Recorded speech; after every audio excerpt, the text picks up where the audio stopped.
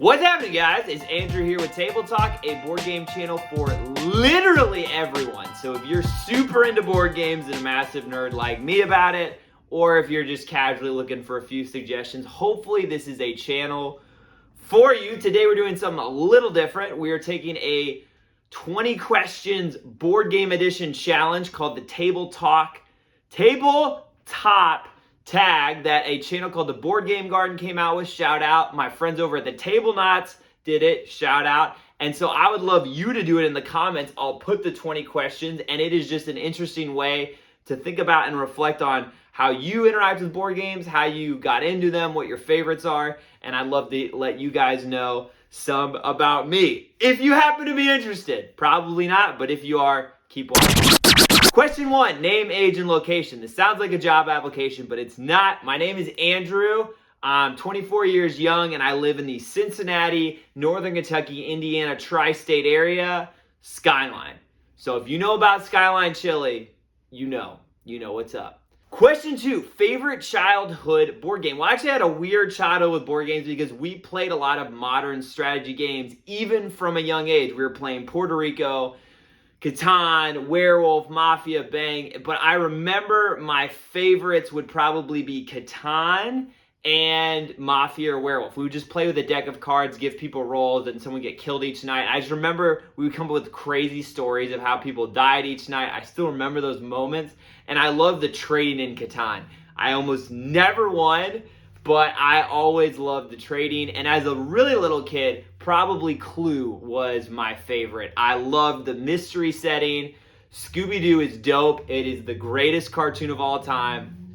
GOAT cartoon. And so that setting of solving a mystery in a mansion always interested me, and so I loved Clue. 3, when did you really get into the board game hobby? Well, like I said, from a young age, we were playing a lot of those games, even more complex games like Axis and Allies and Diplomacy. But it wasn't until about 2020 when I kind of rediscovered my love. So I was looking and researching as I work with students into how or what I could do with smaller groups of students, like an activity for like 3 to 5 that anyone would want to do. Not everyone likes sports or movies.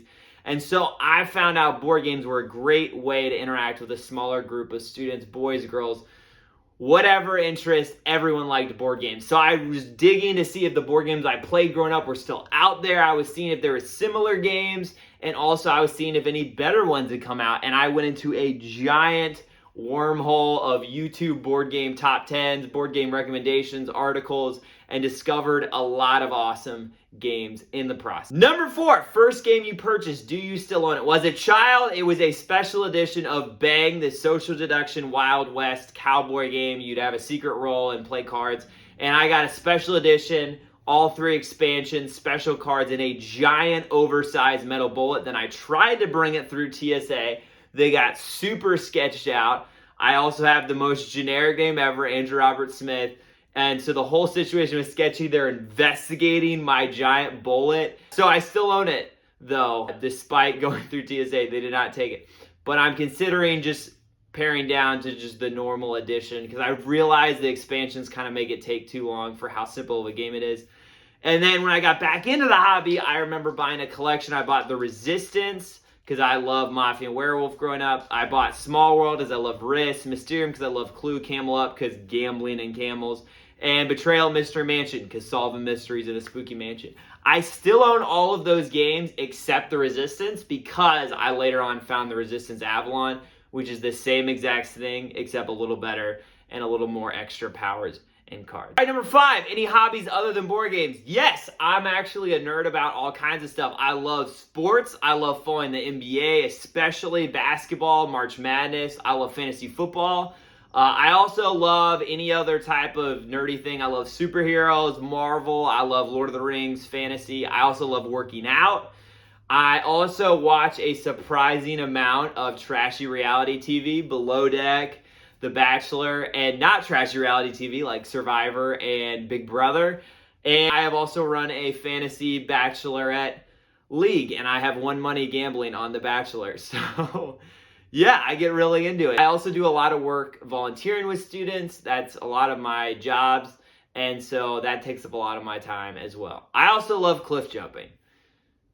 And that's all. Number 6, your breakthrough game. Like I said, I grew up playing them, but I would have to say Catan unlocked for me just the combination of the social experiences I would play with like Mafia, Werewolf, Bang, and then also the strategy of more in-depth games when I realized there were so many different routes you could take and different strategies you could try. And so that really was it for me. When I got back into it, I would have to say Mysterium, because it showed me that you could play a 40-minute strategy game with no turns where people are talking the whole time. And I realized how cool and how great of productions board games could have now, because it looked so much cooler than any game I'd seen. And so I'd have to say Mysterium. A theme that always draws you in. Like I said, I'm a nerd about everything. So even though a lot of times these games are not good, when they are good and they're well reviewed, I really want to try them. And that's anything based on a popular IP or intellectual property, like a movie or TV show, especially cartoons I grew up with. So anything superhero, Batman the Animated Series, Spider-Man, The Avengers, Teenage Mutant Ninja Turtles, Scooby-Doo, Teen Titans, Looney Tunes. I loved cartoons growing up, and so the nostalgia hits me, and I love playing in a game where there's a lot of points where you can tell a lot of funny stories or have unique characters, and I feel like those games can do that. Second, I would probably say anything where a mouse is like wielding a frickin' sword, or there's badgers with maces. I love animals in fantasy settings, so anything like Redwall, I read a lot growing up, or Watership Down, any of those animated movies. I always loved when the animals were the heroes in fantasy settings, so that gets me as well. Any of those Disney movies growing up, those are the two things. All right, favorite mechanism. I would have to say storytelling, because I love most about board games the social interaction, the social experience, and having those memories and those stories that you can look back on, those moments, being a character when your friend did an awful job or you did an amazing job. I love those stories. And beyond that, I also love anything with a lot of interaction. So negotiating, trading, like gambling and risk, I love. So really any of those components I'm a big fan of. Mechanism you don't like or aren't good at. Well, this is both. Abstract games. I just don't like them. I'm terrible at them. So anything like chess, checkers, it looks cool and it seems really smart, but I don't want to have to think 12 turns ahead and all the alternate paths. I like quick turns, and I like thinking about, okay, what's the best for this turn? I don't want to think 6 turns in advance. And also, I love the theme and the story of games, and so just staring at a black and white grid with they look nice and it looks fancy, but just like plain pieces, it just doesn't get me excited to play a game. So abstracts. Newest game in your collection, have you played it? Yes, it is ISS Vanguard. I'm trying to like solo games. I don't naturally. I like playing with people, but I want to be able to play games more often, and so I don't always have people to play with, or heavier games that maybe my groups don't want to play as much. So it is like a sci-fi Halo in space. You're like building up a ship and exploring planets. So I've been digging it. It's pretty cool. I've explored a bit, played about 4 hours, so it's definitely a lot, but I've enjoyed it. Favorite player count. This is a hot take. Hot take a lot. 5 players. Surprisingly, 5 players. But anything really in that 4 to 6 range. What I like about 5 players, though, is it's a larger group, but you can still play more in-depth games with a bit more strategy and story. So the problem is once you go beyond 7, you pretty much have to play a party game or social deduction where you have hidden roles that are aligned. And then lower player count so you can play the more strategy games. So I like 5 because it has that big group dynamic, but you can still play a lot of fun strategy games. But there's also not a ton of games that fit in that niche. So I like a lot of the ones that you can do with that. So 5. What is your board game pet peeve? 2 things. When people are lame playing board games, straight up. When people are boring or they're not having a good time and they let you know, nothing worse, because board games are a social activity. So if you're constantly complaining about how annoying it is and how terrible the experience, you're making it worse. So honestly, a lot of times board games rise or fall on your play group. So I would say people that are just boring and lame and downers. And then also just people that, and I think a lot of time it's on accident, but they kind of push people away from the hobby and from board games. I think a lot of people, they make board games seem more complex than they are, or that you have to be a certain type of person. I know I went to a board game store and a lady was like, oh, like, I'm surprised to see people that look like you here.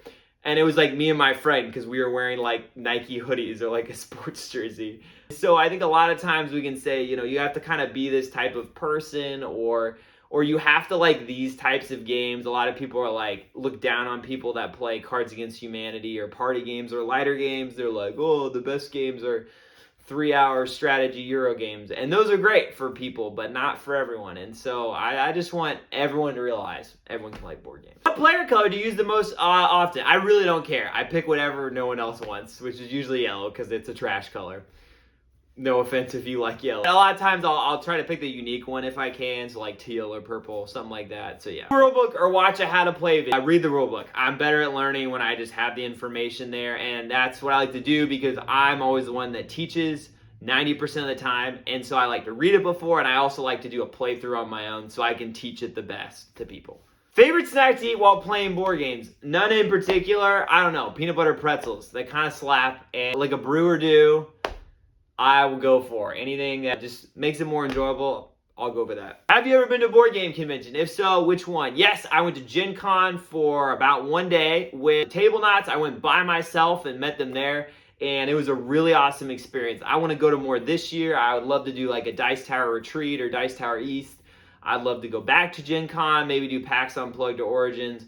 We'll see. I just appreciate Max and Julian so much walking me around. I love meeting people I'd watched or listened to videos or podcasts, all the games and the designers I've played and read about, and so it was just really cool, and I really enjoyed it. Unreleased game you're most looking forward to. Just did a video on this, but yeah, Robomon. It looks like knockoff Pokemon, and what's awesome is you're going to actually be able to capture the creatures and actually battle them in like a grid arena battle instead of just spamming the A button on your favorite attack, like we all did in Pokemon. Team, what is your favorite thing about the board game hobby? I would say that you can play board games with anyone.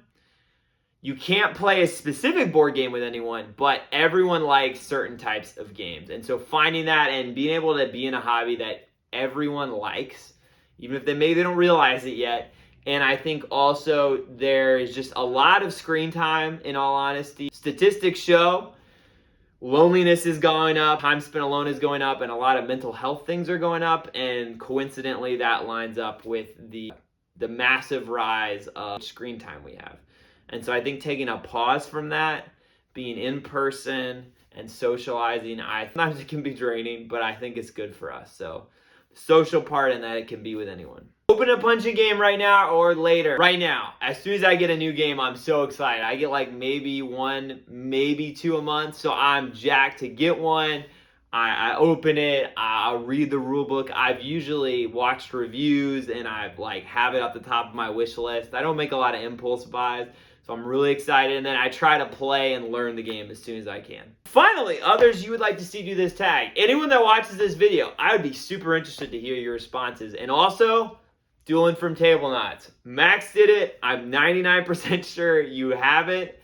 And I'd love to hear your response, dude. So get to it. And with all that being said, I'm going to catch you guys on the flip side.